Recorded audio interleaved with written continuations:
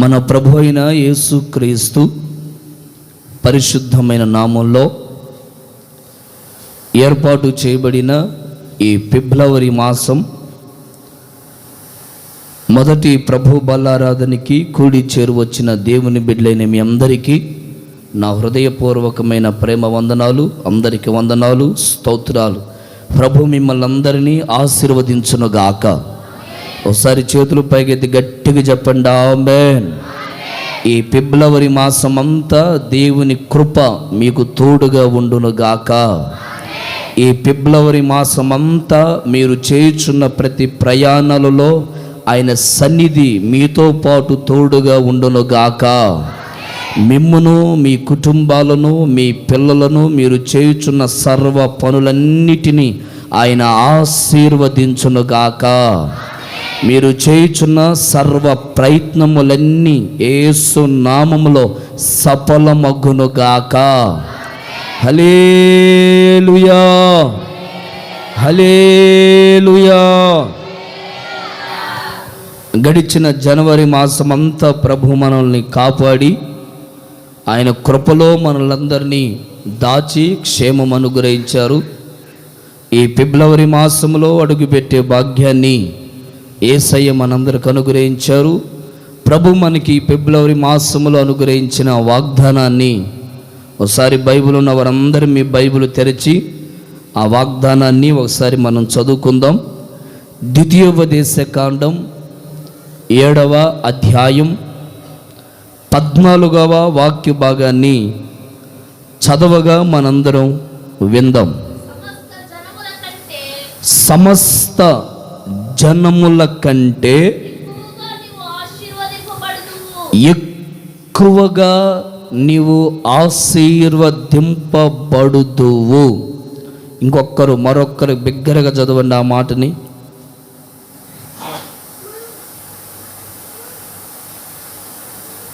చదవాలి త్వరగా. సమస్త జనముల కంటే ఎక్కువగా నీవు ఆశీర్వదింపబడుదువు. స్తోత్రం కలుగునగాక. హల్లెలూయా. సర్వజనులతో ప్రభు చేస్తున్నటువంటి ఒక వాగ్దానం, ఇజ్రాయేలు ప్రజలందరితో ప్రభు చేస్తున్న వాగ్దానం, అక్కడున్నటువంటి వ్యక్తి, ప్రజలకు సాదృశ్యంగా ఉన్నటువంటి వ్యక్తితో దేవుడు చేస్తున్నటువంటి ఒక వాగ్దానం.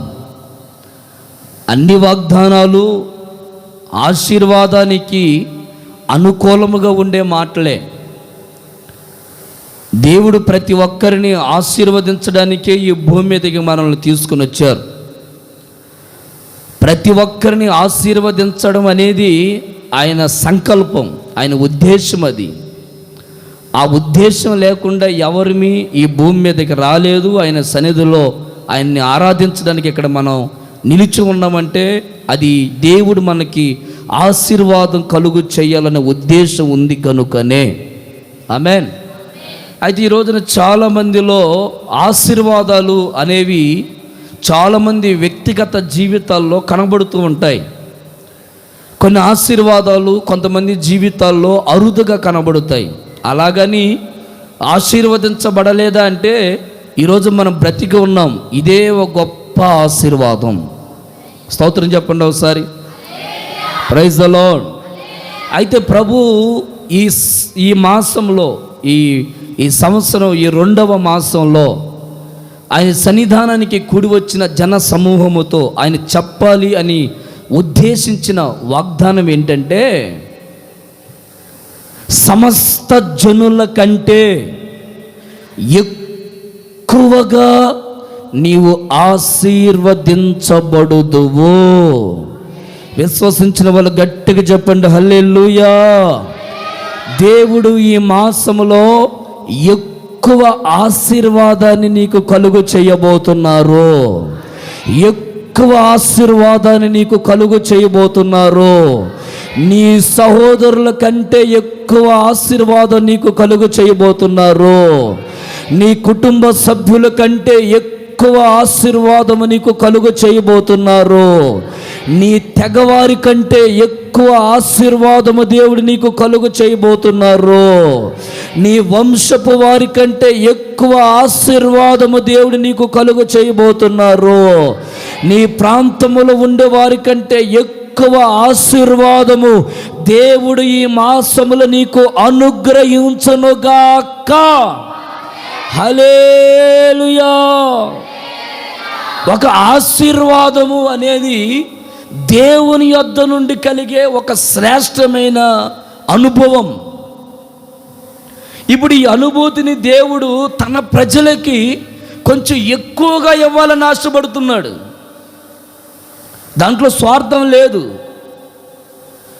దేవుడు మనకి 2-3 పిల్లల్ని ఇచ్చారు అనుకోండి. ఆ 2-3 పిల్లల్లో ఒక పిల్లోని కొంచెం ఎక్కువగా ప్రేమిస్తాం. అలాగని 2 పిల్లల మీద ప్రేమ లేదని కాదు దాని అర్థం. మీకు అర్థమైందని ఆ మాట? అలాగని అరే వీళ్ళిద్దరు నా కడుపుని ఎందుకు పుట్టారో బాబు అన్నట్లుగా కాదు. వారి మీద మొదటిగా పుట్టారన్న ఆ ఉద్దేశంతో కొంచెం ప్రేమ. అలాగని ఇంకో వాళ్ళని నువ్వు నా పిల్లలు కాదురా అంటని కాదు. వారికి ఏ బట్టలు తెస్తామో వీడికి అయ్యే తెస్తా ఉంటాం. వాడికి ఏ తిండి పెడతామో వీడికి అదే తిండి పెడతాం. అయితే కొంచెం ప్రేమ ఎక్కువగా కనబడుతుంది. ఈ మాసంలో ప్రభు మిమ్మల్ని అలా ఎక్కువగా ఆశీర్వదించబోతున్నారు. సమస్త జనుల కంటే ఒక మెట్టు దేవుడు మిమ్మల్ని వృద్ధిలోకి నడిపించునుగాక. చాలామంది నేను ఆశీర్వదించబడతాను నా ఉద్యోగం ద్వారా, వ్యాపారం ద్వారా, చేతి పనుల ద్వారా, కూలి పనుల ద్వారా, ఏమంటే నేను ఆశీర్వదించబడతాను అన్నట్లుగా వాళ్ళ ఆశీర్వాదాన్ని వాళ్ళు పెంచుకోవడానికి ప్రయత్నాలు చేస్తారు. సామెతల గ్రంథకర్త 10వ అధ్యాయం 22వ వచనంలో ఒక మాట అంటారు. అదేంటంటే యెహోవా ఆశీర్వాదము ఐశ్వర్యం ఇస్తుంది, అయితే నరుల కష్టము చేత దానిని ఎవరు ఎక్కువ చేసుకోలేరు. అంటే ఎక్కువ చెయ్యాలన్న దేవుడే, తక్కువ చెయ్యాలన్న దేవుడే. అయితే ఇప్పుడు ఆ దేవుడే మనతో చెప్తున్న మాట ఏంటంటే నీ ఆశీర్వాదాన్ని, నీకున్నటువంటి నీ ఉద్యోగాన్ని, నీ వ్యాపారాన్ని, నీ చేతి పనులను, నీ వృత్తిని నేను నిన్ను ఎక్కువగా ఆశీర్వదించబోతున్నాను. Praise the lord. ఒక ఎక్కువైనటువంటి ఆశీర్వాదం. ఈ రోజున చాలామంది జీవితాలలో అందరూ ఉన్నట్లుగా కనబడుతున్నవేమో ఈ రోజు వరకు. వాళ్ళు ఎలాగున్నారో నేను అలాగే ఉన్నాను, వారు ఎలా పనులు చేసుకుంటున్నారో నేను అలా పనులు చేస్తున్నాను, వాళ్ళు ఎంత సంపాదిస్తున్నారో నేను అంతే సంపాదిస్తున్నాను అన్నట్లుగా అనుకుంటూ నీ జీవితాన్ని నడిపించుకుంటున్నావేమో. అయితే ప్రభు అంటారు ఈ మాసంలో వారందరికంటే కొంచెం ఎక్కువగా దేవుడు నిన్ను వృద్ధిలోకి నడిపించబోతున్నారు. వారందరికంటే ఇప్పుడు నీ సహోదరులందరికీ, నీ పక్కన వాళ్ళందరికీ ఆ సెకండ్ ఇచ్చి చెయ్యిచ్చి వాళ్ళతో ఈ మాట చెప్పండి, ఎక్కువగా దేవుడు ఈ మాసం నిన్ను ఆశీర్వదించునుగాక. ఆ మాటను చెప్పండి అందరూ, ఒకరికొకరు చెప్పుకోండి. సెకండ్ ఇచ్చి చెప్పండి, ఎక్కువగా నువ్వు దీవించబడుదువుగాక. చెప్పండి ఆ మాటని, ఎక్కువగా నువ్వు దీవించబడుదువుగాక, ఎక్కువగా నీకు ఆరోగ్యము కలుగునుగాక, ఎక్కువగా నీ కుటుంబము వృద్ధిలోకి వచ్చునుగాక, ఎక్కువగా నీవు ప్రబలెదవుగాక, ఎక్కువగా నీ పంట నువ్వు కూర్చుకొందువుగాక, ఎక్కువగా నీ కుటుంబాన్ని భక్తిలో పెంచుకొందువుగాక, ఎక్కువగా దేవుడు నిన్ను నాటునుగాక, ఎక్కువగా దేవుడు నిన్ను విస్తరింప చేయబోతున్నారు, విస్తరింప చేయబోతున్నారు, విస్తరింప చేయబోతున్నారు, విస్తరించబడబోతున్నారు. ఎక్కువగా ఎక్కువగా ఎక్కువగా ఎక్కువగా ప్రభు నిన్ను లేవనెత్తబోతున్నారు, ప్రభు నిన్ను లేవనెత్తబోతున్నారు, ప్రభు నిన్ను లేవనెత్తబోతున్నారు, ప్రభు నిన్ను లేవనెత్తునుగాక.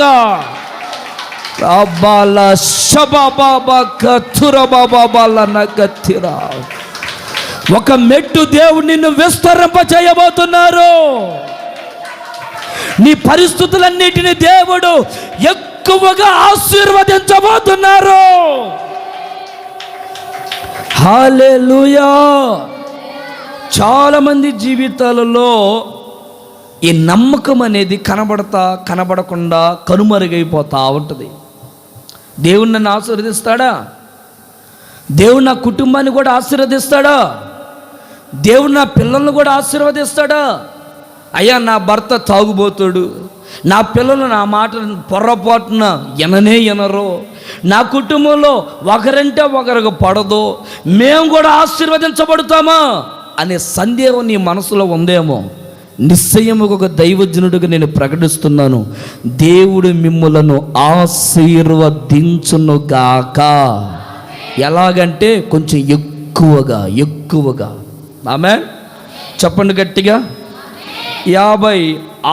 65వ అధ్యాయం, యెషయా ప్రవచన గ్రంథం 65వ అధ్యాయం 16వ వాక్యాన్ని ఒకసారి మనం చదవగా విందాం.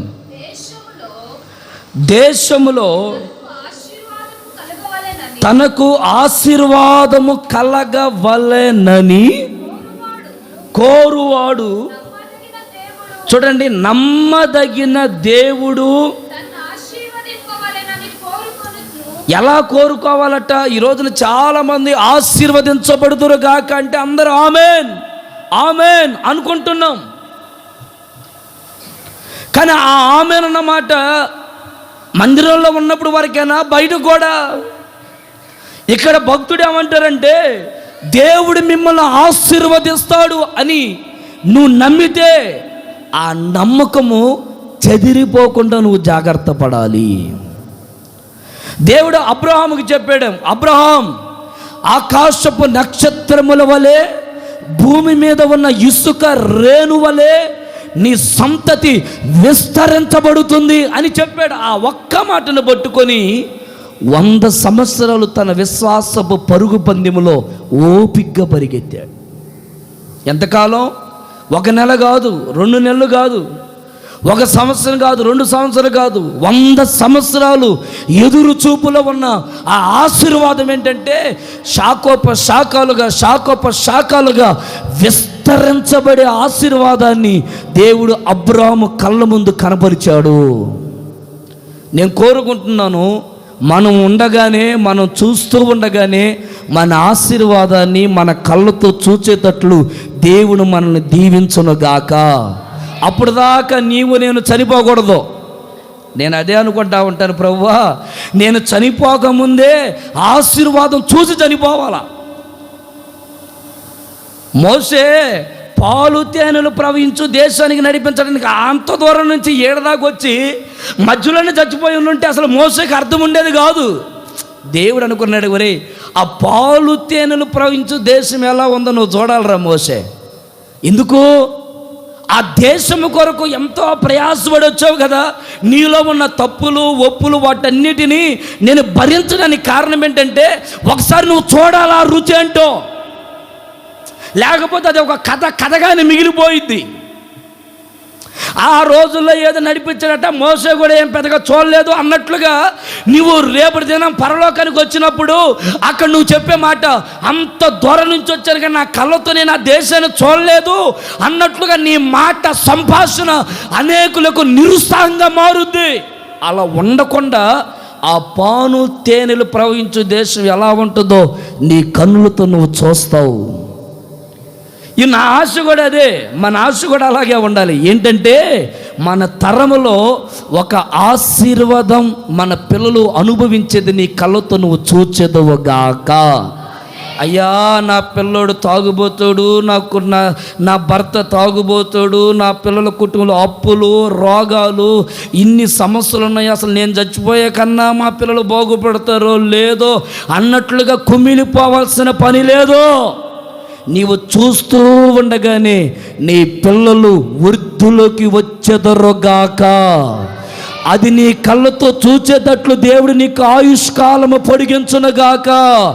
అందుకే ప్రభు అంటారు, నమ్ముట నీ వలనైతే సమస్తము ఆయనకి సాధ్యం.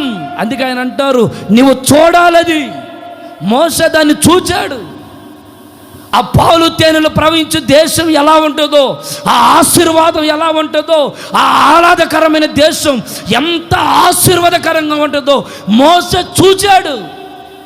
అలాగా ఈ దేశంలో, ఈ భూమి మీద జీవిస్తున్న మన ఆత్మీయ జీవితంలో ఒక ఎదుగుదల, లేకపోతే ఒక ఎక్కువైన ఆశీర్వాదం నీవు చూచేటట్లుగా ప్రభు నిన్ను దీవించునుగాక. ఏ ఆశీర్వాదం? ఒకసారి చూడండి, ద్వితీయోపదేశకాండం 7వ అధ్యాయం 13-14. ఏ ఆశీర్వాదమో ఒకసారి అక్కడ మనం చదువుదాం. ఆయన నిన్ను ప్రేమించి ఆశీర్వదించి అభివృద్ధి చేసి, చూడండి, నీకిచ్చేదనని నీ పితరులతో ప్రమాణం చేసిన దేశంలో. ఇప్పుడు ఈ మాటలన్నీ మీరు ఒకసారి గమనించండి. నీ గర్భఫలమును, నీ భూఫలము అంటే నీ ధాన్యము, నీ ద్రాక్షారసము, నూనె, పశువుల మందలు, గొర్రెల మందలు, మేకల మందలు దీవించబడును. అంటే ఆశీర్వాదం అంటే ఎక్కడి నుంచో ఊడిపడదు. ఆశీర్వాదం అంటే ఇక్కడ చక్కగా రాస్తారు, నీకు కలిగినది కొంచెము దేవుడు వృద్ధిలోకి నడిపిస్తారు. ఆమేన్.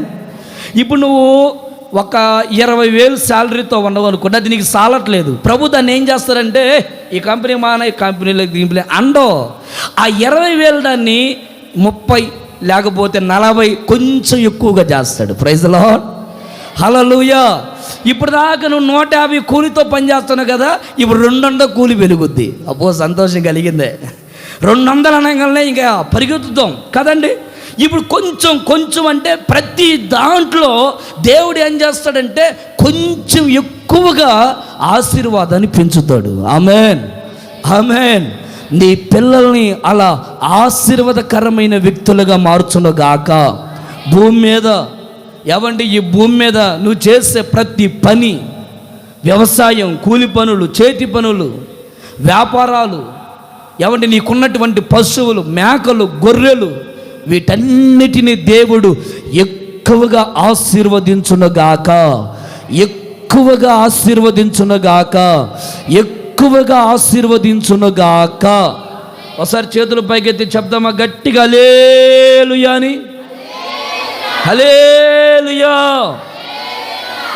ఎక్కువగా ఈ ఆశీర్వాదం పొందడానికి, ఎక్కువగా ఈ ఆశీర్వాదం పొందడానికి దేవుడు ఏ కార్యాలు మన జీవితంలో చేస్తాడు? 1-2 మాటలు చెప్పి క్లుప్తంగా నేను ముగిస్తాను. ఒకసారి గట్టిగా చప్పులు కొడుతూ ప్రభుని కనపరచండి. గట్టిగా గట్టిగా హుషారు కొట్టాల. హల్లెలూయా. ద్వితీయోపదేశకాండం 7వ అధ్యాయం 6వ వాక్యాన్ని ఒకసారి మనం చదవగా విందాం.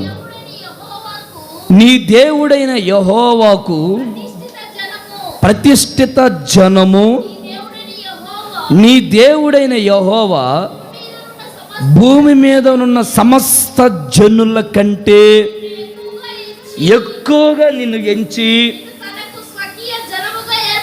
నిన్ను తనకు స్వకీయ జనముగా ఏర్పరుచుకొనెను. చాలు. ఎక్కువగా దేవుడు మనల్ని ఆశీర్వదించాలంటే ఆయన చేసే కార్యాలు మన జీవితంలో ఏంటి, ఏ కార్యాలు చేస్తాడు దేవుడు? ఇక్కడ రాయబడిన మాట మీరు శ్రద్ధగా వినాలి. నీ దేవుడైన యెహోవా ఆయన నీకు ఒక ప్రతిష్ఠిత జనముగా మనల్ని ఏర్పాటు చేసుకున్నాడు. ప్రతిష్ఠిత, సమర్పణ కలిగిన వ్యక్తిగా దేవుడు మనల్ని ఏర్పాటు చేసుకున్నాడు. సమస్త జనుల కంటే కొంచెం ఎక్కువగా మనల్ని ఆశీర్వదించడానికి ఆయన చేసిన పని ఏంటంటే మనల్ని తన స్వకీయ సంపాద్యముగా ఏర్పాటు చేసుకున్నాడు. ఈ మాటలు మీరు గమనించాలి. స్వకీయ సంపాద్యము అంటే అర్థం ఏంటంటే తన సొంత రక్తము చిందించి తన సొంత రక్తముతో మనల్ని కడిగి ఇప్పుడు మనల్ని యేసయ్య తన సొంత వారిగా మార్చుకున్నాడు. అంటే మీకు ఒక మాట చెప్తాను. యేసన్న గారు చిన్నప్పుడు ఆడుకుంటా ఉన్నాడట. ఆడుకుంటా ఉంటే వాళ్ళ అమ్మ ఇంటి దగ్గరికి యేసన్న అని పిలిచింది. యేసన్న గారిని పిలిస్తే అడావిడిగా యేసన్న గారు పరిగెత్తుకుంటా ఇంటికి వెళ్ళారట. అరే ఇట్రారంటే ఈడు ఒక్కడే పోడుగా. యేసన్న గారు ఒక్కడే, ఆయనతో పాటు పిల్లలందరూ గుంపుగా పరిగెత్తుకుంటూ పోయారు. వాళ్ళమ్మ చిన్నగా గ్యారెలు వేస్తూ ఉంది. ఏం వేస్తుంది? గ్యారెలు వేస్తుంటే ఒరే యేసన్నతో పాటు వీళ్ళందరూ వచ్చారే అని వాళ్ళందరూ గ్యారెల ముక్కలు ఒక ముక్కని, ఒక గ్యారెని 4-5 ముక్కలు తుంచి ఒక్కొక్కరికి ఇచ్చింది కదా. తినండి ఆయన తినండి అని చెప్పి యేసన్న గారిని అట్ట చిన్నగా రూమ్లోకి తీసుకోపోయి ఒక చిన్న ప్లేట్లో 4-5 గ్యారెలు వేసి చక్కగా చట్నీ వేసుకొని శుభ్రంగా తినయ్యేదిగో, ఇక్కడ కూర్చొని తిను, బయటికి రామాకరా, ఎక్కడ కూర్చొని తినని 4-5 గ్యారెలు వేసి పెట్టిందట. అప్పుడు యేసన్న గారు అన్నారు, మా అమ్మ నన్ను సపరేట్గా తీసుకోపోయి 4-5 గ్యారెలు వేసి నాతో వచ్చిన వాళ్ళకి ముక్కలు పెట్టింది అంటే దాని అర్థం ఏంటి అంటే, నేను ఎవరినంటే మా అమ్మ 9 మాసాలు మోసి నన్ను కని పెంచింది కనుక నేను తన సొంత బిడ్డని. ఇప్పుడు వాళ్ళు కూడా బిడ్డలాగే ఎంచారు, కానీ నేను సొంత బిడ్డని కనుక ఆ సొంత బిడ్డ మీద కొంచెం ప్రేమ ఎక్కువ. అలాగని పక్కన వాళ్ళకి ఏమన్నా గ్యారెలు ఎప్పుడు చేసుకునేటప్పుడు ఇంటి ముందుకు వస్తారే అని అన్నారా? అలా వాళ్ళకు ఒక మొక్క తుంచి ఇదిగో ఆయన తినరా తిని ఇంకా చిన్నగా పో, చట్నీ లేదు గిట్ల లేదు అంత తింటా పో, ఏది ప్లేట్ లేదు గిట్లేదు ఒక మొక్క ఇచ్చి కదా. అదే మన పిల్లడికి మొక్క ఎత్తవా?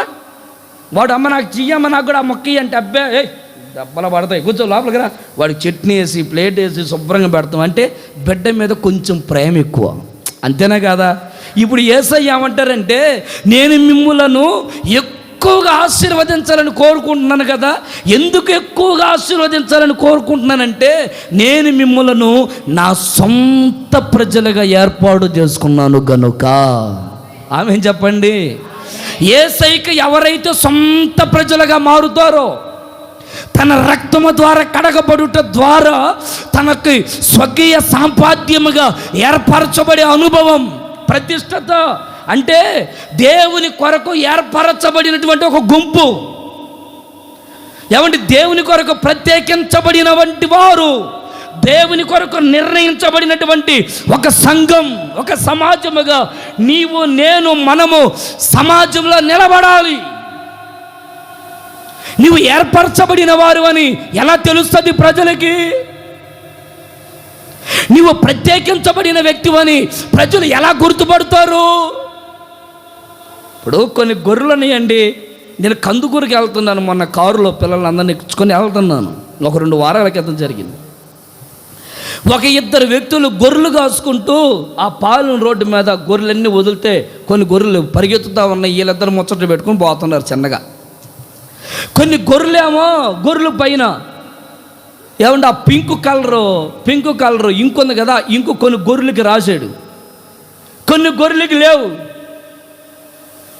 ఇదేంట్రా, కొన్ని గొర్రెల మీద ఏమో ఇంకో కలర్ ఉంది, కొన్ని గొర్రెలకి ఏమో ఇంకో కలర్ లేదు, ఏంట్రో బాబు అంటే అక్కడ వాళ్ళు అంటారు, అయ్యా ఇంకైనవన్నీ నా గొర్రెలు, ఇంకు లేనివన్నీ ఇదిగో ఆయన గొర్రెలు.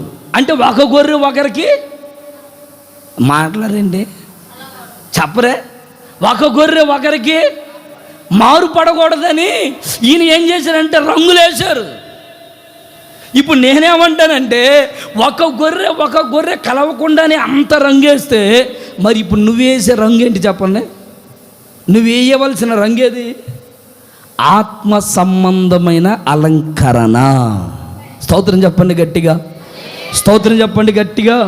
హల్లెలూయా. దేవుని కొరకు ప్రత్యేకించబడిన స్వకీయ జనము నీవు అని ప్రజలు నిన్ను గుర్తుపట్టాలి. నిన్ను చూచిన వెంటనే నీవు దేవుని సొత్తు అయినటువంటి వ్యక్తివి, నీవు దేవుని కొరకు ప్రతిష్ఠించబడిన వ్యక్తివి, దేవుడు నిన్ను ఏర్పాటు చేసుకున్నాడు అని ప్రజలు చూచేటట్లుగా ఒక ప్రత్యేకత నీలో నాలో మనలో కనబడేటట్లు ఈ భూమి మీద మనం ముందుకి నడిపించబడాలి. ఆ రోజుల్లో ప్రారంభంలో, ఆ రోజులంటే మరి ఏ రోజులని కానీ కొన్ని సంవత్సరాల క్రితం మా ఊర్లో కొన్ని పోతులు వదిలేవాళ్ళు. ఊరి మీద పడి తిరుగుతూ ఉంటుంది అది. ఆ పోతును పొరపాటున ఎవరు కొట్టకూడదు, ఎవరు ఏమనకూడదు. అది ఇంటికి వచ్చి గడ్డి తిన్నా లేకపోతే పూలని ఇరి చేసినా దాన్ని ఎవరు అనకూడదు. ఒకవేళ ఏంట్రా ఈ పోతే ఏంట్రా ఇంటి మీదకి వచ్చి ఇంత చేస్తుందని ఒకవేళ దాన్ని ఏమన్నా తీసేయాలన్నా కానీ అబ్బే కుదరదు. ఎందుకంటే అది దేవుని కొరకు నియమించబడింది. దానికి ఒక సమయం వచ్చేటప్పుడు దాన్ని వధించాలి. అందుకని అది దేవుని పోతాయి అని దేవుడికి వదిలేశారు. ఇప్పుడు దేవుని పోతే ఎక్కడ తిరుగుతుంది? మాట్లాడరేందండి? దేవుని పోతే ఎక్కడ తిరుగుతుంది? అన్ని చోట్ల తిరుగుతూ ఉంది. నేను చెప్పేది ఆ పోతు గురించి కాదు. దేవుడు మనల్ని గొర్రెలుగా ఎంచాడు. ఎందుకంటే ఈ గొర్రెలు దేవుని కొరకు ఒక ప్రతిష్ఠిత జనముగా, ఒక ప్రత్యేకమైనటువంటి గుంపుగా దేవుని కొరకు మారాలి. మనం ఏదో బైబిల్ చేతబట్టుకొని ఎవరిని తగురాని ముసుకంతా కిందకు దించుకొని నేను దేవుని పెట్టినంటే సరిపోదు. నీ భక్తిలో ఒక వైరాగ్యం, నీ మాటలో ఒక పరిశుద్ధత, నీ నడకలో ఒక పరిశుద్ధత, నీ క్రియలలో ఒక మాధురి అనేక జనాలకి కనబడేటట్లుగా నీ ప్రవర్తన, నా ప్రవర్తన, మన ప్రవర్తన ఆ విధముగా మారిపోవునుగాక. ఆమేన్.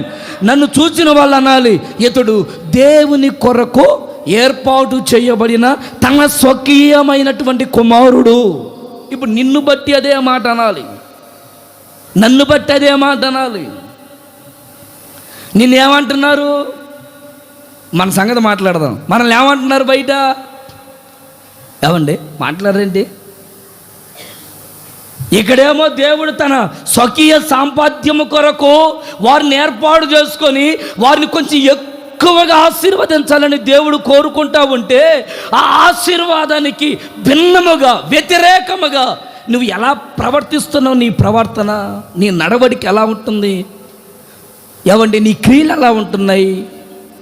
నీ చూపు ఎలా ఉంటుంది? నీ వస్త్రధారణ, నీ మాట తీరు ఎలా ఉంటుంది? కుటుంబంలో ఎలా నడిపించబడుతున్నావు?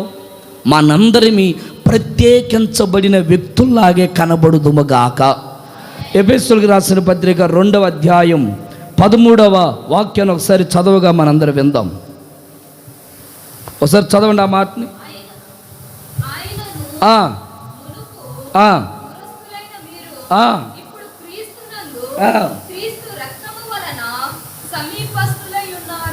ఇప్పుడు మనల్ని దేవుడు దూరముగా ఉన్న మనల్ని దేవుడు ఏం చేశాడట? ఆయనకి సమీపస్తులుగా మార్చాడు. దేని కొరకు? మనము ఎక్కువగా ఆశీర్వదించబడాలని. స్తోత్రం చెప్పండి. ఎక్కువగా దేవుడు నేను ఆశీర్వదించాలని ఆయన ఏం చేశాడు తెలుసా? నీ కొరకు తన రక్తాన్ని చిందించారు. ఎవరు చేయలేని త్యాగం, ఎవరు చేయలేని ఆ విలువైనటువంటి ఆ త్యాగం, ఆ సిలువ యాగం నీ కొరకు ఎందుకైనా బలి పశువుగా మార్చబడ్డాడంటే నిన్ను ఆశీర్వదించాలని. ఆమేన్, ఆమేన్. నన్ను ఆశీర్వదించాలని ప్రభు నా కొరకు సిలువలో మరణించాడు. దేని కొరకంటే ఇక నా పాపాలు దూరమైపోయి, నా శాపము దూరమైపోయి నేను దేవునికి దగ్గరగా మారాలని. ఇక మరలై మనలో కనబడకూడదు, ఆ కల్మషం అది మనలో కనబడకూడదు, ఆ పాప దోషం మనలో కనబడకూడదు. అందుకని దేవుడు మనల్ని సమీపస్తులుగా మార్చుకున్నాడు. Praise the Lord, praise the lord.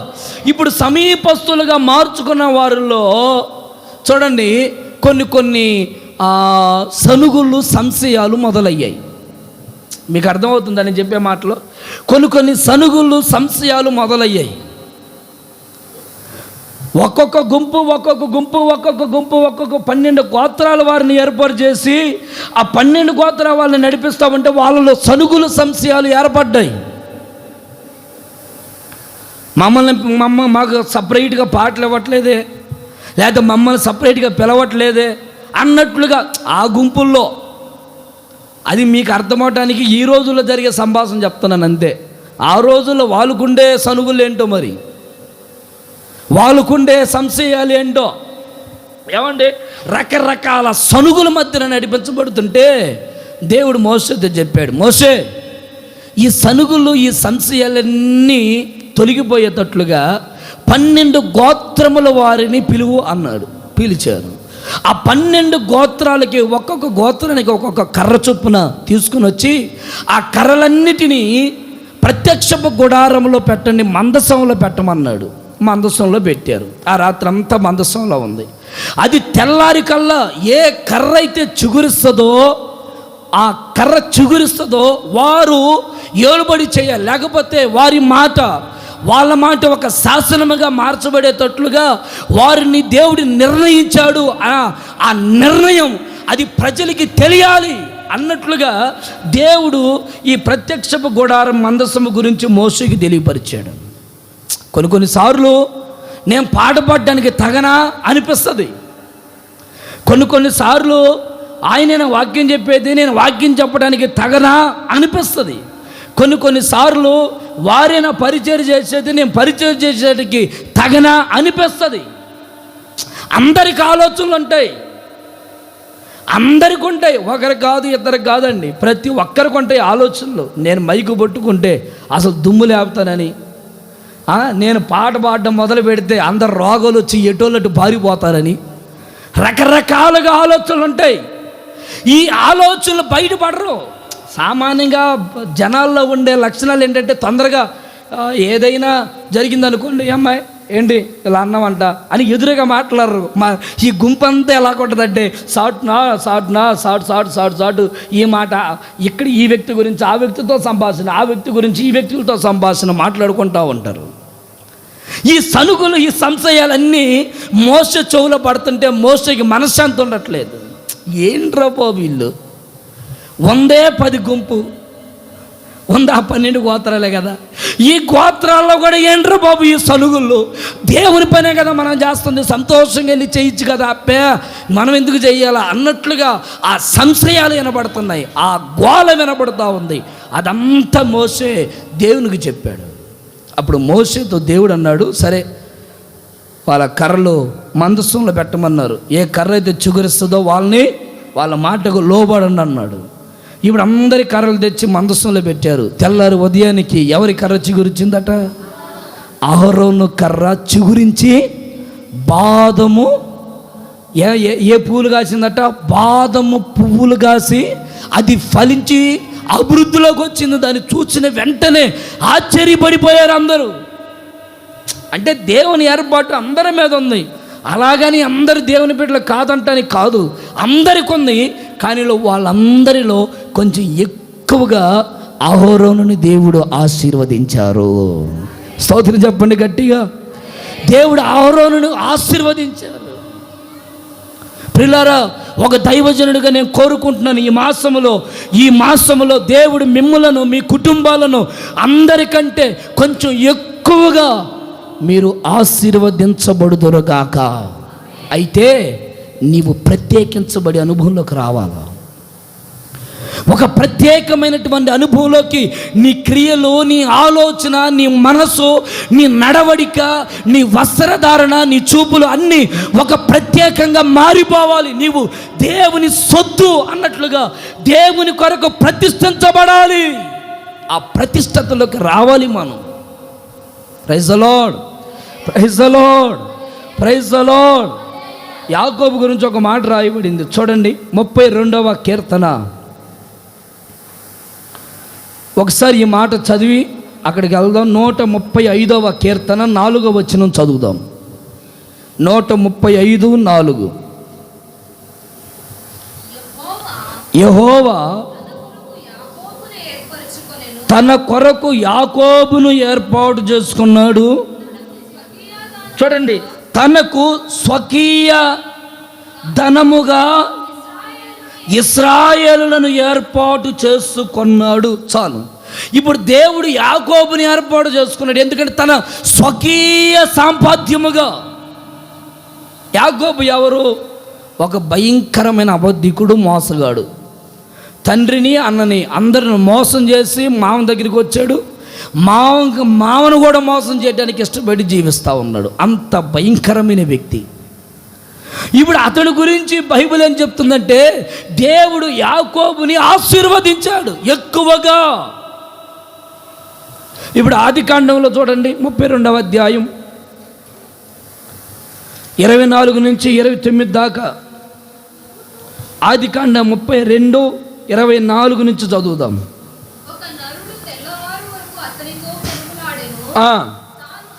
28వ వచనం చదవండి. 27, 28. ఆయన నీ పేరేమని అతను అడుగగా యాకోబు అని చెప్పాను. అప్పుడు ఆయన, నీవు దేవునితోనూ మనుషులతోనూ పోరాడి గెలిచితివి గనుక, చూడండి, ఇక మీదట నీ పేరు ఇశ్రాయేలే గాని యాకోబు అని అనబడదు. చూడండి, ఇక్కడ యాకోబుని దేవుడు ఎక్కువగా ఆశీర్వదించడానికి కారణం ఏంటంటే, దేవుడు యాకోబుని ఒక ప్రశ్న అడిగాడు. యాకోబు, అయ్యా, ఇప్పుడు దాకా నువ్వు నాతో పెనుగులాడుతున్నావు కదా బాబు, ఏం పేరు, నీ పేరేం పేరు? ఎందుకంటే తండ్రి దగ్గర మోసం చేశాడుగా. నాన్న, నా పేరు యాకోబు కాదు, నా పేరు యోసేపు అన్నాడుగా. ఏవండి, నా పేరుని అబద్ధాలు మార్చుకొని ఏవండి రకరకాలుగా ఏదో బ్రతుకు జీవితం కొరకు మోసాలు గారడి చేస్తూ జీవితాన్ని నడిపించుకుంటూ ముందుకెళ్తూ ఉన్నాడుగా. ఎన్నో అపజయాలు, ఎన్నో జయాలు చూస్తూ, ఎన్నో అవమానకరమైనటువంటి మాటలు అతడు మాట్లాడుతూ ఉన్నది లేనిదిగా, లేనిది ఉన్నట్లుగా సృష్టించుకుంటూ వెళ్తా వచ్చాడు. అయితే ఇప్పుడు రావాల్సిన స్థలానికి వచ్చాడు, కూర్చోవలసిన స్థలంలో కూర్చున్నాడు. ఇప్పుడు దేవుడు అతను అడుగుతుంటే ఆయన చెప్తున్న మాట, అయ్యా, నా పేరు యాకోబు అన్నాడు. దేవుడు ఆశ్చర్యపడిపోయాడు. అవునా, నీ పేరేం పేరు? యాకోబా. నీవు మనుషులతోనూ దేవునితో పోరాడి గెలిచితివి గనుక ఇక మీదట నీ పేరు ఇశ్రాయేలే. స్తోత్రం చెప్పండి గట్టిగా. అంటే దేవుడు ఆశీర్వదించాలంటే నీలో నాలో కోరుకుంటున్న ఒక ప్రత్యేకత ఏంటో చెప్పనా? ఒప్పుకోలు. మీకు అర్థమవుతుందండి? స్వకీయ సాంపాద్యముగా అంటే ఆ సొంత రక్త సంబంధంగా దేవుడు మనల్ని మార్చుకోవడానికి కారణం ఏంటంటే, బయట ఉన్నవాడైతే అబద్ధాలు ఆడి మోసాలు చేస్తాడేమో కానీ రక్త సంబంధి అబద్ధాలు ఆడకూడదు. రక్త సంబంధి ఎలాగుండాలంటే దేవునికి సొత్తుగా మారిపోవాలి, దేవుని కుమారుడిగా మారిపోవాలి. ఇక ఆ వ్యక్తిలో ఏ లోపాలు ఉండకూడదు. ఏమండి, ఎలాంటి లోపాలు అతనిలో కనబడకూడదు. అందుకే దేవుడు అతన్ని సరి చేస్తున్నాడు. యాకోబు, నీ పేరు ఇక ఇశ్రాయేలే. ఎందుకంటే నీవు ఒప్పుకోలు చేసుకున్నావు, యథార్థంగా మాట్లాడావు. దేవుడు మనల్ని కొంచెం ఎక్కువగా ఆశీర్వదించాలంటే నేను చేయవలసిన పని ఏంటో తెలుసా? ఆయన స్వకీయ సాంపాద్యముగా మనం మారాలంటే మనలో ఒప్పుకోలు మనసు ఉండాలి. మన పాపాల నిమిత్తమై ఒప్పుకోలుతో కూడిన మనసు ఉండాలి. మన క్రియల గురించిన మన ఒప్పుకోలుతో కూడిన మనసు ఉండాలి. మరుగు చేయకూడదు. నేనేం తప్పు చేశానని ఖండించకూడదు, ఎదురు తిరగకూడదు. నేను చేసిన తప్పు దాంట్లో నీకు అనిపిస్తే వెంటనే దాన్ని ఒప్పుకొని పశ్చాత్తాపడితే అప్పుడు దేవుడు చెప్తున్న మాట, దేవుడు అతన్ని యాకోబు అనే పేరును కొట్టేసి ఇశ్రాయేలుగా మార్చాడు. స్తోత్రం చెప్పండి, హల్లెలూయా. ఒక ఆశీర్వాదం వెనక దాగి ఉన్న మర్మం ఏంటంటే ఒప్పుకోలు. నీ జీవితాన్ని, నా జీవితాన్ని, మన జీవితాల్ని ప్రభు సన్నిధిలో ఏదైనా లోటుపాట్లుంటే దాన్ని ఒప్పుకొని పరిశుద్ధపరుచుకొని ప్రభు బల్లారాధనలో ఒక నమ్మకమైన నిర్దోషమైన హృదయము కలిగి ఆయన సన్నిధిలో బల్లారాధనలో మనం పాలు పొందుదుము గాక. ఆమెన్ చెప్దామా? ఒప్పుకోలుతో కూడిన మనస్సు కలిగి ఉన్నవారే తనకి స్వకీయ సాంపాద్యంగా దేవుడు ఏర్పాటు చేసుకుంటాడు. అందరిని ఏర్పాటు చేసుకోలేడు, అందరిని తన సొత్తుగా మార్చుకోలేడు. కొందరిలో మార్పు, ఎంత వాక్యమన్నా మార్పు రాదు. కొందరిలో ఎన్ని సంవత్సరాల నుంచి భక్తి చేస్తున్న దేవుని కొరకు బ్రతకాలనే తృష్ణ రాదు, దేవుని కొరకు నిలబడాలనే తపన కలగదు. ప్రియులారా, దేవుని కొరకు ప్రత్యేకించబడిన వ్యక్తిగా మనందరం మారుదుము గాక. రెండవ మాట, ద్వితీయోపదేశ కాండం 33వ అధ్యాయం 24వ వచనం చదవండి.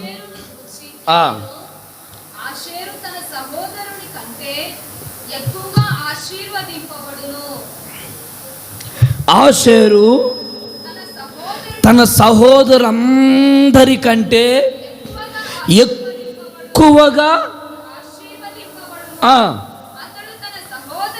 అతడు తన సహోదరులందరికంటే కటాక్షము నొందును. Praise the Lord. చూడండి ఒకసారి గమనించండి. 2, సహోదరులందరికంటే ఎక్కువగా దేవుడు మనల్ని ఆశీర్వదిస్తారు. దేని కొరకంటే తన స్వకీయ సాంపాద్యముగా దేవుడు మనల్ని మార్చుకొని, మనం ప్రత్యేకమైన వ్యక్తులుగా దేవుడు మనల్ని మార్చుకొని ఏమండి ఆయన మనల్ని ఆశీర్వదిస్తాడు. ఎప్పుడు ఆశీర్వదిస్తాడంటే ఆ లక్షణం, ఒప్పుకోలుతో కూడినటువంటి లక్షణం నీలో నాలో మనలో ఉన్నప్పుడు దేవుడు మనల్ని తన సొంత బిడ్డలుగా మార్చుకుంటాడు. ఆయనే మనల్ని మార్చుకుంటాడు. పశ్చాత్తాపం కలిగిన హృదయం నీలో నాలో మనలో ఉంటే. 2, ఇక్కడ రాయబడింది ఆషేరు తన సహోదరులందరికంటే కొంచెం ఎక్కువగా ఆశీర్వదించబడ్డాడు. దేని కొరకు? అక్కడ రాయబడిన మాట, దేవుని కటాక్షము అతని మీద ఉంది. ఆశీర్వదించబడాలి, దీవించబడాలంటే ఒక కటాక్షం, దేవుని కనికరం, దేవుని ప్రేమ, దేవుని దయ నీ కుటుంబం మీద, నా కుటుంబం మీద, మన కుటుంబాల మీద ఆయన దయ నిలిచి ఉండాలి. ఆ కటాక్షం నిలిచి ఉండాలి మన కుటుంబాల మీద. ఆషేరు ఎలా ఎక్కువగా దీవించబడ్డాడంటే ఆయన మీదకి ఒక కటాక్షం, దేవుని కటాక్షం ఉంది. ప్రియులారా, మన దైనందినటువంటి జీవితంలో మనం కొంచెం ఆశీర్వాదకరమైన మార్గాల్లో నడిపించబడడానికి ఆయన కటాక్షాన్ని పొందుకోవాలి. మోషే ఆ చెప్పులిప్పు, ఇది పరిశుద్ధమైన స్థలం అని దేవుడు మోషేతో మాట్లాడుతున్నాడు. ఎక్కడి నుంచి? పొదలో నుండి. ఇప్పుడు అక్కడ రాయబడిన మాట, పొదలో ఉన్నవాని కటాక్షము ఎవరి మీదకి వెళ్ళింది? ఎవండి? మోషే మీదకి వెళ్ళింది. దేవుని కటాక్షం మోషే మీదకి వెళ్తే మోషే ఆ రోజు నుంచి తన ప్రవర్తన, తన విధానం, తన జీవితమే ఒక ఆశీర్వాదకరముగా మారిపోయింది. కటాక్షం ఉంటే చాలు. ఆ కటాక్షం మన మీద నిలిచి ఉంటే చాలు. ఎన్ని శ్రమలు వచ్చినా, ఎన్ని శోధనలు వచ్చినా, ఎన్ని అవమానాలు వచ్చినా, ఎన్ని బాధలు వచ్చినా దేవుని కొరకు నిలబడే తరముగా మన తరం మార్చబడును గాక. ఆమేన్, ఆమేన్. ఏమండి? కటాక్షం దేని కొరకయ్య అంటే దేవుని కొరకు నిలబడడానికి. మోషే అప్పుడు దాకా సిరి సంపదలతో ఉర్రుగులోగుతా ఉన్నాడు. ఏ రోజైతే దేవుని కటాక్షం వచ్చిందో ఆ రోజు నుండి శ్రమ పడడానికి ఇష్టముగా మార్చబడిపోయాడు. నేను ఫరో కుమార్తె కుమారుని అనిపించుకున్నట్టు కంటే చెప్పండి, వాళ్ళ కుమారుని మంచి ధనవంతుని, మంచి లక్షాధికారిని అని అనిపించుకున్నట్టు కంటే ఇదిగో ఈ ప్రజలతో శ్రమ అనుభవించడమే నాకు మేలు. ఇంకెంతకంటే నాకేం కావాలి? ఈ ప్రజలతో నిందలు అనుభవించడమే నాకు మేలు. ప్రియులారా, ఆయన కటాక్షం మన మీద ఉంటే ఎన్ని శ్రమలైనా, ఎన్ని శోధనలైనా, ఎన్ని అవమానాలైనా వాటన్నిటిలో నుంచి దేవుడు మనల్ని దాటిస్తాడు. Praise the Lord, praise the Lord. మన పితరుల మీద ఎంతోమంది భక్తులు ఏమండి, ఎంతోమంది పితరులు ఏమండి దేవుని కటాక్షము ద్వారా ఆశీర్వదించబడిన వాళ్ళు ఉన్నారు. దేవుని కటాక్షము ద్వారా దీవించబడిన వాళ్ళు ఉన్నారు. దేవుని కటాక్షము ద్వారా ఏమండి తన జీవితాలని సరిదిద్దుకున్న వాళ్ళు ఉన్నారు. దేవుని కటాక్షము ద్వారా తన కుటుంబ వ్యవస్థలని కట్టుకుంటూ ముందుకు వెళ్ళిన వాళ్ళు ఎందరో ఉన్నారు. దేవుని కటాక్షాన్ని పొంది ఎందరో ఆశీర్వదించబడ్డారు. దేవుని కటాక్షాన్ని పొంది ఎందరో మార్పులోకి వచ్చారు. మరి నీవు నేను ఆయన కటాక్షాన్ని పొంది ఎంతవరకు మనం ఆశీర్వదించబడుతున్నాం? ఆయన కటాక్షాన్ని పొందడానికి ఆయన యొద్దకు మనం వచ్చుదుము గాక. ఆమేన్. మోషే మీదకి దేవుని కటాక్షం ఎప్పుడు వచ్చిందో తెలుసా? మోషే తన ప్రవర్తన సరి చేసుకున్నప్పుడు, అంటే తనకున్న చెప్పులన్నీ విప్పి దేవుని మందిరంలోకి వచ్చాడు. తన జీవితాన్ని సరిదిద్దుకున్నాడు. దేవునికి అప్పగించుకోవడానికి ఇష్టపడ్డాడు. నువ్వు దేవునికి అప్పగించుకున్న కుటుంబం నీ కుటుంబం అయితే ఎన్ని శ్రమలు వచ్చినా, ఎన్ని శోధనలు వచ్చినా, ఎన్ని అవమానాలు వచ్చినా ప్రభువు మనల్ని పొర్రపాటున వదిలిపెట్టడు. Praise the Lord, praise the Lord. చూడండి, ఆదికాండం 39వ అధ్యాయం 4వ వచనం. ఆదికాండం 39వ అధ్యాయం 4వ వచనం. యోసేపు మీద అతనికి కటాక్షము కలిగెను గనుక. చూడండి, ఫరోకి యోసేపు మీద ఏం కలిగిందట? కటాక్షం. ఆ కటాక్షము కలిగితే ఇప్పుడు ఆ ఫరో యోసేపుని ఏం చేస్తున్నాడో తెలుసా? తనకున్న వాటన్నిటి మీద అధికారిగా నియమించాడు. సమస్తం ఆయనకి అప్పగించేశాడు. ఏమండి, దేశము కానీ దేశం, భాష కానీ భాష. ఏ ఊరికి వచ్చాడు? అతని పుట్టుకేంటి, అతని గోత్రం ఏంటి, అతని వంశం ఏంటి, అతని చరిత్ర ఏంటి, అతని జీవిత విధానం ఏంటి, అతడు ఏ ఊరు నుండి ఏ ప్రాంతానికి వచ్చాడు, అక్కడున్న పరిస్థితులు ఏంటో ఏమి తెలియదు. కానీ యోసేపు గురించి బైబిల్ చెప్తుంది, ఫరో అతని మీద కటాక్షము కలిగింది. దేవుని కటాక్షం యోసేపు మీదకు ఉందన్న సంగతి ఫరో గుర్తుపట్టాడు. ఫరో గుర్తుపట్టి ఫరో కూడా ఆ కటాక్షం, ఆ కనికరం యోసేపు మీద చూపించి ఇప్పుడు యోసేపుని ఆ ఫరో చేసిన పని ఏంటో తెలుసా? అతను కలిగి ఉన్న వాటన్నిటి మీద అధికారిగా నియమించాడు. స్తోత్రం చెప్పండి గట్టిగా, ప్రైజ్ ద లార్డ్. ఒక అధికారం. ఈ రోజున చాలామంది అధికార దాహంతో కొట్టుకొని సస్తున్నారు. అధికారం కావాలి, పెత్తనం కావాలి. ఏమంటే కష్టపడేది లేదు. దేవుని సన్నిధిలో ఎంతసేపటికి ఏమండి బయట అధికారాల కొరకు, పెత్తనాల కొరకు తిరుగుతూ, పోరాడుతూ, పొట్లాడుతూ, దాని కొరకే ఏమండి జీవిస్తూ చచ్చిపోతున్నారు. దేవుడే ఒక వ్యక్తికి అధికారం ఇవ్వాలి.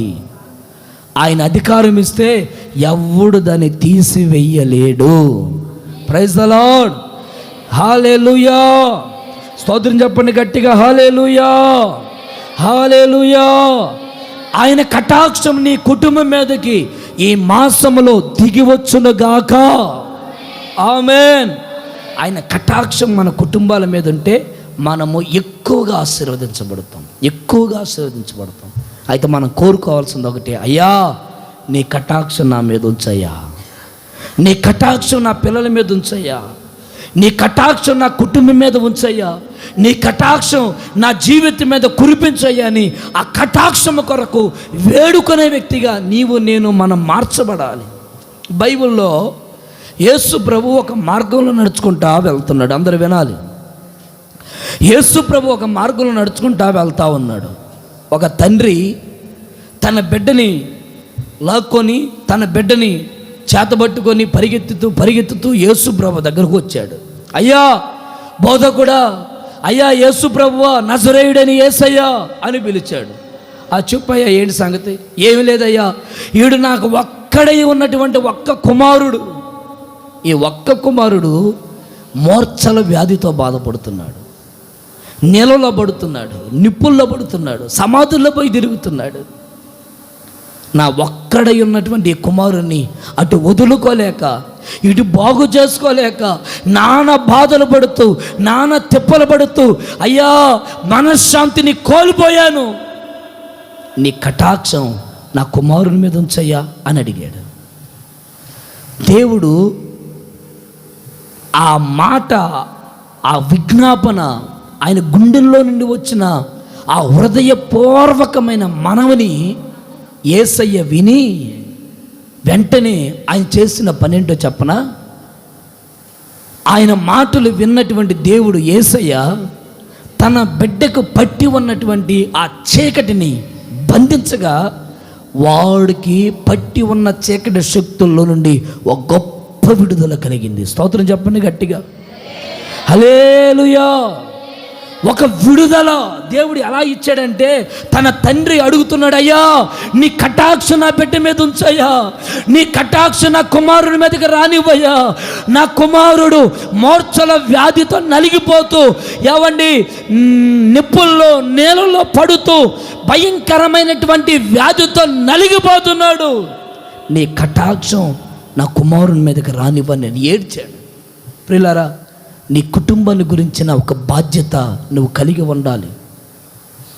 నీ పిల్లల గురించిన బాధ్యత, నీ కుటుంబ వ్యవస్థను గురించిన బాధ్యత, నీ భర్తను గురించిన బాధ్యత, నీ భార్యను గురించిన బాధ్యత, నీ పిల్లల గురించినటువంటి బాధ్యత, నీ కుమారులు కుమార్తెల గురించినటువంటి ఒక బాధ్యత కలిగి ప్రార్థన చేయవలసిన ఆవశ్యకత ఎంతకైనా ఉంది.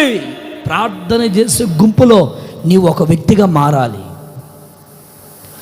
దేవుడు నీకు అంటే ఒక భారాన్ని ఇచ్చినప్పుడు ఆ ప్రార్థన భారాన్ని త్రోసివేసుకోకుండా ఆ ప్రార్థన నీ పిల్లల కొరకు, నీ కుటుంబం కొరకు ప్రతిరోజు ఉపయోగిస్తూ ఆ ప్రార్థనని దేవుని సన్నిధిలో కనిపెడుతూ ఉంటే ఆయన కటాక్షం నీ కుటుంబం మీదకి వస్తుంది. Praise the Lord. యోబు ప్రతిరోజు తన పిల్లల కొరకు ఉదయాన్నే లేచి బలర్పించేవాడు. ప్రతిరోజు లేచి బలర్పిస్తూ ప్రార్థన చేసేవాడు, అయ్యా నా పిల్లలు దీవించబడాలి, నా పిల్లలు చెడు మార్గంలో వెళ్ళకూడదు. ప్రతిరోజు చేసే మనవి ద్వారా దేవుని కరుణా కటాక్షం ఆ కుటుంబానికి కలిగింది. Praise the Lord, praise the Lord. నీ జీవితంలో, నా జీవితంలో, మన జీవితంలో దేవుని సన్నిధిలో ఒక మంచి తీర్మానంతో ప్రార్థన చేసుకోవాలి. ప్రభువా నీ కటాక్షం నా మీద ఉంచయ్యా. ఆయన కటాక్షం మన మీద ఉంటే మనం ఎక్కువగా ఆశీర్వదించబడతాం. Amen, amen, amen. ఆయన కటాక్షము పొందడానికి నీవు నేను మనందరం వేడుకుందుముగాక. ప్రార్థనలో మూడో అనుభవం చెప్పి ముగిస్తాం. ఆదికాండం 48వ అధ్యాయం 22వ వాక్యాన్ని చదువుదాం. నేను నీ సహోదరులందరికంటే నీకు ఒక భాగము ఎక్కువగా ఇచ్చి తిని, ఇది నా కత్తితోను నా వింటితోను అమోరీయుల చేతిలో నుండి తీసుకొంటినని యోసేపుతో చెప్పెను. చాలు. ఒకటి, స్వకీయ సంపాద్యముగా ఆయన మనల్ని ఏర్పాటు చేసుకొని ఎక్కువగా మనల్ని ఆశీర్వదిస్తాడు. 2, ఆయన కటాక్షము మన మీద నిలిపి మనల్ని కొంచెం ఎక్కువగా, అందరు చెప్పాలి ఒకసారి చేతుల పైకెత్తి, ఎక్కువగా ఆశీర్వదిస్తాడు. 3వది, తన సహోదరులందరికంటే నీకు ఒక భాగము ఎక్కువగా ఇచ్చి ఆయన ఏం చేస్తాడట, మనల్ని ఏమండి ఒక భాగం ఎక్కువగా మనకిచ్చి ఈ మాసంలో మనల్ని ఆయన ఆశీర్వదిస్తాడు. స్తోత్రం. ఒక భాగం అంటే మీకు తెలుసుగా భాగాలు, మీకు తెలియని భాగాలు ఏమన్నాయి? ఇప్పుడు ఆస్తిపాస్తుల్లో భాగాలు ఉంటాయి, కూరల్లో భాగాలు ఉంటాయి, పంటల్లో భాగాలు ఉంటాయి కదా. ఒక తల్లికి ఒక 4 పిల్లలండి. ఆ 4 పిల్లలకి 4 భాగాలు వేశారు. ఇప్పుడు ఇంకొక 5వ భాగం ఏమైంది తల్లి, ఏందమ్మా 5వ భాగం ఏమంటున్నావేంటి, ఎయిరా నన్ను చూడద్దా, ఎయిరా అనింది. 5 భాగాలు వేశారు. ఇప్పుడు 4కి 4 భాగాలు ఇచ్చింది. ఆమెను ఎవరైతే చూశారో ఆ చూసిన వారికి ఆమె భాగం ఆ బిడ్డకి ఇచ్చింది, కొంచెం ఎక్కువగా ఇచ్చింది ఆ బిడ్డకి. ఎందుకు ఇచ్చింది చెప్పండి? నన్ను చూసింది కనుక.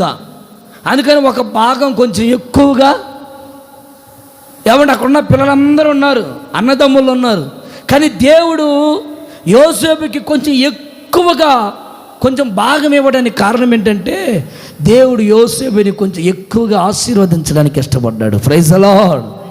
అది భాగం ఇచ్చి ఆశీర్వదించాడు. కొంచెం ఆయనే కొంచెం ఎక్కువ భాగం ఇచ్చి వాళ్ళని దీవించారు. దేవుడే కలుగు చేశాడట ఆ భాగాన్ని. ఈరోజున చాలామంది కుటుంబాల్లో మన ఆశీర్వాదాలు, మనకు దేవుడు అనుగ్రహించిన వాటన్నిటినీ వినండి, అందరు వినాలి. మనకిచ్చినటువంటి ఆశీర్వాదాలు, మనకిచ్చినటువంటి దీవెల్ని కొంతమంది శత్రువులు దాన్ని అనుభవిస్తూ ఉన్నారు. పాలు తేనెలు ప్రవహించు దేశం, ఇది దేవుడు మనకిచ్చినటువంటి ఒక ఆశీర్వాదం. అయితే దానికి ముందు, మనకు ముందు ఎవరు అక్కడ జీవించారయ్యా అంటే అమోరీయులు. ఎవరున్నారు అక్కడ? 7 తెగవారు ఉన్నారు అక్కడ. కీలకంగా ఆ దేశాన్ని, ఆ దేశంలో నివసించిన వ్యక్తులలో, గుంపులలో ప్రాముఖ్యమైన గుంపు ఎవరంటే అమోరీయులు. ఈ అమోరీయులు చేసిన పని ఏంటంటే మన ఆశీర్వాదాన్ని వాళ్ళు దొంగిలించి వాళ్ళు అనుభవిస్తూ ఉన్నారు. ఇప్పుడు దేవుడు చెప్తున్న మాట ఏంటంటే, ఆ పాలు తేనెలు ప్రవహించే దేశాన్ని మీకు ఇస్తాను అని చెప్పి ఆ ప్రజల్ని ఐగుప్తులో నుండి తీసుకొని వస్తూ దేవుడు వారికి ముందు నడుస్తున్నాడు. ఎలా నడుస్తున్నాడు తెలుసా? ఒక చేతిలో కట్టె, ఒక చేతిలో ఈటి పట్టుకొని నడుస్తూ ఉన్నాడు. అడ్డం వచ్చిన వాళ్ళని ఆయన హతమార్చుకుంటూ మన ముందు రహదారిని నిర్మిస్తూ ఆ భాగం, మన భాగాన్ని అనుభవిస్తున్నటువంటి ఆ శత్రువ సైన్యాన్ని ఏమంటే వెళ్ళగొట్టడానికి దేవుడే మన ముందు నడుస్తూ వచ్చాడు. ఆ భాగానికి వెళ్ళడానికి వెళ్తూ ఉంటే ఎర్ర సముద్రం ఎదురయ్యింది. దేవుడు దాన్ని ఏం చేశాడు? 2 పాయలుగా కొంతమంది శత్రువులు ఎదురయ్యారు. వాళ్ళని ఏం చేశాడు దేవుడు? వాళ్ళంతటికి వాళ్ళే ఒకరికొకరు పొడుచుకొని చచ్చేటట్లుగా కొన్ని ఎన్నో భయంకరమైనటువంటి ఇబ్బందులు, యుద్ధాలు, సమస్యలు, ఎన్నో శోధనలు కలుగుతున్న దేవుడు నీ ముందు నడవడానికి కారణం ఏంటంటే నీ భాగము నువ్వు అనుభవిస్తున్న శత్రువుని జయించడానికి. ఆయన ఈ మాసంలో చేయాలనుకున్న పని ఏంటంటే ఆయన మనకి భాగం ఇచ్చి మనల్ని కొంచెం ఎక్కువగా ఆశీర్వదించాలనుకున్నాడు కదా. ఇప్పుడు మన భాగాన్ని అనుభవిస్తున్న ఆ శత్రువుని దేవుడే తన కత్తితో హతమార్చి ఆ సైన్యం లేకపోతే ఆ దేశం మనకివ్వడానికి ఆయన ఈ మాసములో మన ముందు నడుచుచున్నాడు. ఆమేన్. నీ ఆస్తిని, లేకపోతే నీకు కలిగి ఉన్న పేరుని, నీకు కలిగి ఉన్న వ్యాపారాన్ని, నీకు కలిగి ఉన్న ఉద్యోగాన్ని, నీకు కలిగి ఉన్నటువంటి సమస్తాన్ని ఎవడైనా నీకు కలగనివ్వకుండా, నీ సొత్తుగా రాకుండా, అది కుటుంబంలో ఉన్న వ్యక్తులైనా, బంధువులో ఉన్న వ్యక్తులైనా, దూరంలో ఉన్న వ్యక్తులైన వాళ్ళు ఎలాంటి వారైనా ఒకవేళ ఆస్తి నీకు రాకుండా వాళ్ళు అనుభవిస్తున్నారేమో, యేసు నామములో దేవుడు వారిని గద్దించి ఆ భాగం నువ్వు అనుభవించేటట్లుగా నిన్ను ఆశీర్వదించునుగాక. ఆమేన్, ఆమేన్. వీరు పాలు తేనెలు ప్రవహించు దేశంలో అడుగు పెట్టడానికి 7 తెగవారిని బయటికి పంపించారు. ఒక గుంపు కాదు, 7 గుంపు. కొన్ని కుటుంబాలలో ఒక సమస్య తర్వాత మరొక సమస్య.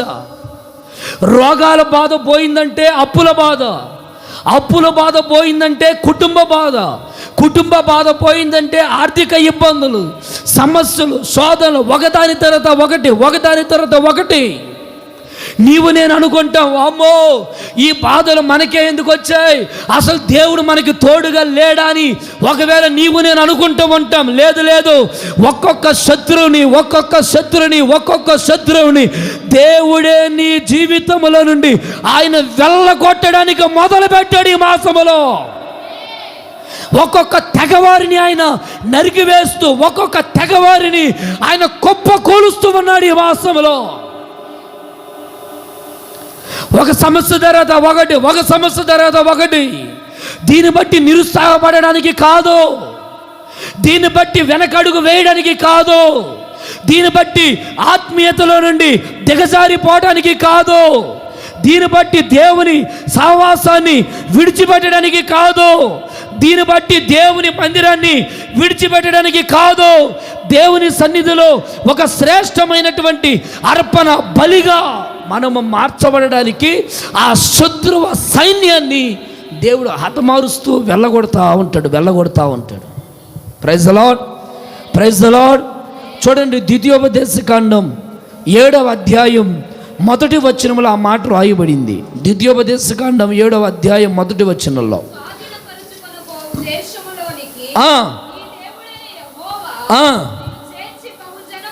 చూడండి, నిన్ను చేర్చి బహుజనములను అనగా సంఖ్యకు బలముగా నిన్ను మించిపోయి ఉన్న సమస్యలు ఇవి. మించిపోయినటువంటి శోధనలు, నీ తలకు మించుకుపోయిన భారం. ఒక్కొక్క తల్లిగారు, ఒక్కొక్క తండ్రి గారు, పిల్లలు, అక్క వాళ్ళు చెప్తున్న మాట, అయ్యా నా తల మించిపోయి ఉన్నాయి బాధలు, నాకు మించిపోయి ఉన్నాయి శ్రమలు, నేను భరించలేనంత బలముగా ఎక్కువగా నా మీద ఆ శ్రమల సుడిగుండాలలో నలిగిపోతున్నాను. తలకు మించిపోయినటువంటి అప్పులు, తీర్చలేనటువంటి అప్పులు, తీర్చుకోలేనటువంటి బాధలు, ఎక్కడికి వెళ్ళినా నయము కానటువంటి రోగాలు.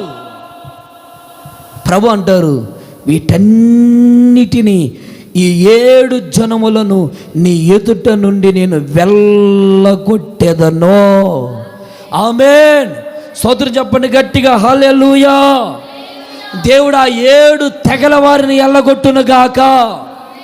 ఒకవేళ 2, 3, 4, 5 కార్యాలు నీ జీవితంలో ఎల్లగొట్టబడ్డాయేమో, ఇంకా కొన్ని ఉన్నాయి. ఒక్కొక్క దాన్ని దేవుడు పెళ్ళగించుకుంటూ వస్తున్నాడు. నిరుత్సాహపడద్దు. అయ్యో మొన్నటిదాకా రోగాలు వచ్చాయి, మొన్నటిదాకా అప్పులు వచ్చాయి, మొన్నటిదాకా సమస్యలు వచ్చాయి, ఇక ఈ నెలలో ఏది నా కుటుంబం మీదకి వచ్చి దాన్ని కలవరపడద్దు. ఒక్కొక్క దాన్ని దేవుడే నీ కుటుంబంలో నుండి ఆయన వెళ్ళగొడుతూ ఉన్నాడు. ఆమేన్, ఆమేన్, హల్లెలూయా. నీ ముందు నడుస్తుంది నీవు కాదు, నీ ముందు నడుస్తుంది ఎవరో తెలుసా? సైన్యములకు అధిపతి అయినటువంటి దేవుడు. ఆయన నీ ముందు నడుస్తున్నాడు. ఆయన నీ ముందు నడుస్తూ నీ శత్రువులను నీ ఎదుట సదును భూమిగా మారుస్తూ ఉన్నాడు ఆయన.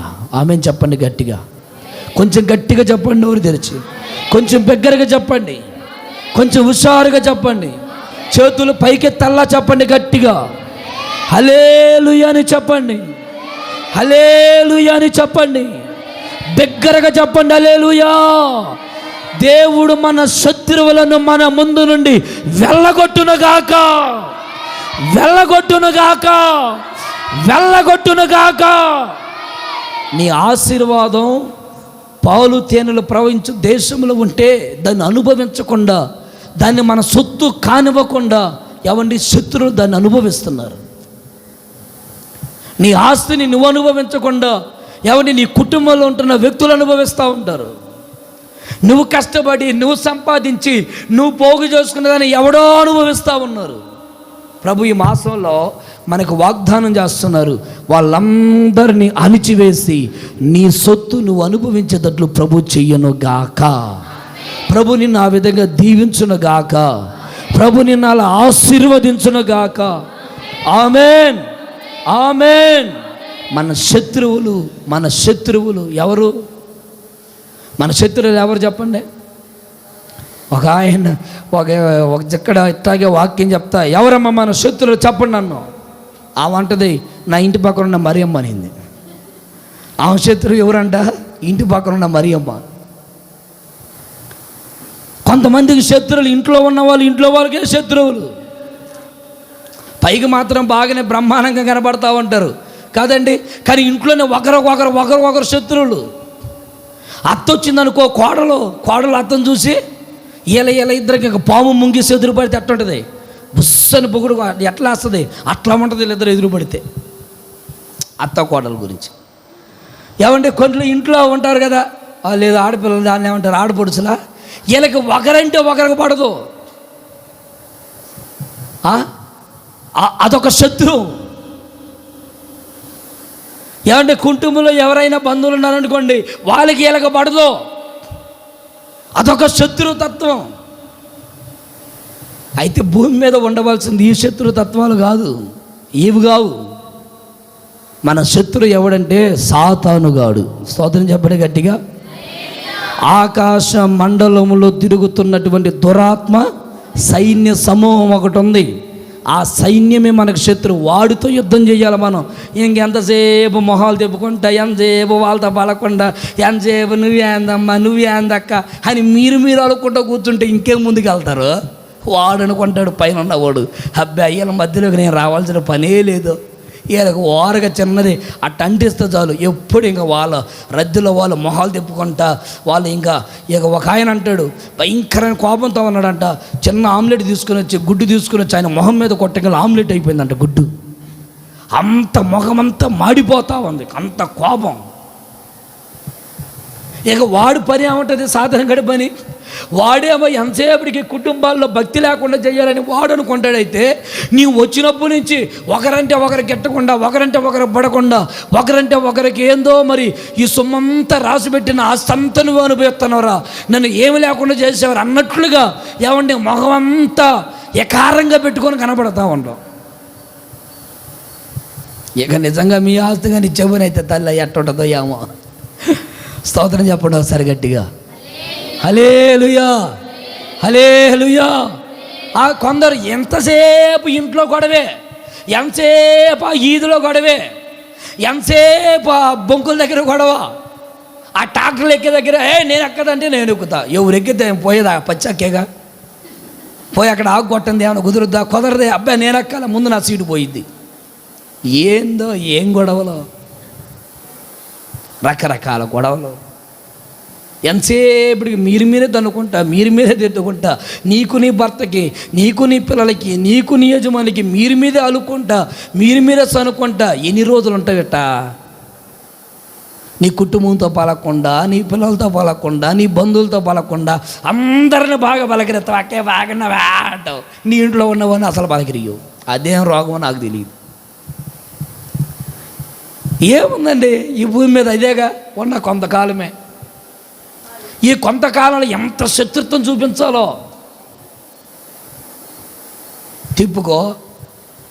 ఏమంటే మొహం తిప్పుకొని తిరుగుతూ ఉంటాం. ఏమైంది నువ్వు తిప్పుకొని తిరిగితే మాకు వచ్చేది ఏముంది, అక్కడ పోయేది ఏమి లేదు. నాన్న నేనే తింటా, నువ్వు వచ్చేం పెట్టవు, పెడతావా? ఏందో కుటుంబాల్లో ఏముందండి, ఒక్కసారి అలా ఆ బండి మీద పోతా ఉన్నాం అనుకోండి, ఆ దేవుడు పిలిస్తే ఆ బండి పోతూ ఉంటుంది, మనం పైకి వెళ్ళిపోతాం. పని చేస్తూ ఉంది, పని చేస్తూ ఉంటాం, పని చేసే వాళ్ళ మన పక్కన ఉంటారు, మన ప్రభు పిలిస్తే వెళ్ళిపోతాం. ఈ ఒక్కదాని విషయంలో ఆ మనిషి జరుగు, ఈ మనిషి ఇటు జరుగుని గుద్ది రెక్కలు దెబ్బలు దించుకొని. ఎవరు మన శత్రు? ఎవరు? సాతానుగాడు. వాడు మనల్ని పరలోక రాజ్యానికి వెళ్ళనీకుండా అడ్డుపడతాడు. వాడి మీద యుద్ధం చేయాలి, ఆ శత్రువు మీద మనం పోరాడాలి. ప్రార్థనలో, ఆత్మలో పౌరుషం కలిగి వాడిని మనం ఎదిరించదుము గాక. వాడి మీద మనకి జయము కలుగును గాక. మన ఆస్తంతా, మనకుండే భాగమంతా ఆ అమ్మోరీలు అనుభవిస్తూ ఉన్నారు, ఆ శత్రువులు అనుభవిస్తున్నారు. దేవుడు చేసే పని ఏంటంటే వారిని వెళ్ళగొట్టి ఆ భాగమంతా మళ్ళీ యోసేపుకి ఇచ్చి దేవుడు అతన్ని ఎక్కువగా ఆశీర్వదించారు. Praise the Lord. ఇలా మీరు ఈ మాసంలో ఎక్కువగా ఆశీర్వదించబడుదురుగాక, ఎక్కువగా దీవించబడుదురుగాక. అందరూ లేచి నిలబడండి, దేవుని సన్నిధిలో చిన్న ప్రార్థన చేసుకుందాం.